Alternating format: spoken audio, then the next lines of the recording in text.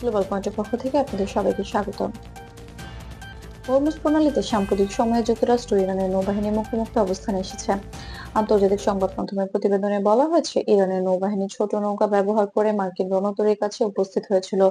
তবে এই উপস্থিতি সম্পূর্ণ অস্ত্র শস্ত্র এবং নিরাপদ দূরত্বে ছিল।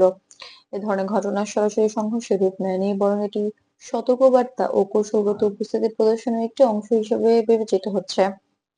বিশেষজ্ঞরা বলছেন, পারস্য উপসাগরে এই ধরনের নজরদারি কর্মকাণ্ড মূলত রাজনৈতিক ও সামরিক প্রতিযোগিতা প্রদর্শনের উপায়।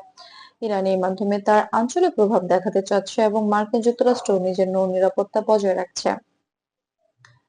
মিডিয়া রিপোর্ট অনুযায়ী যুক্তরাষ্ট্রের রণতরী ও সহায়ক নৌযানগুলো নিরাপদ অবস্থানে ছিল এবং কোনো ধরনের প্রাণহানি বা সরাসরি সংঘাত হয়নি। ইরানের পক্ষ থেকে জানানো হয়েছে, নৌবাহিনী নিরাপদ দূরত্ব বজায় রেখে উপস্থিত হয়েছিল এবং এটি তাদের নিয়মিত নজরদারি কার্যক্রমের অংশ।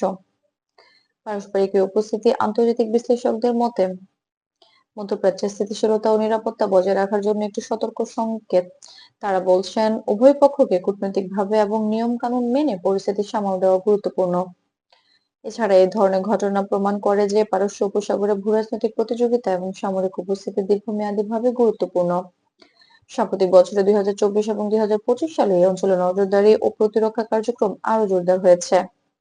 বিশেষজ্ঞরা আরো বলেন, কোনো ভুল পদক্ষেপ বা তথ্যের ভিত্তিহীন সিদ্ধান্ত নেওয়ার ফলে তা মধ্যপ্রাচ্যের জন্য জটিল পরিস্থিতি বা দুঃখজনক পরিণতি ডেকে আনতে পারে।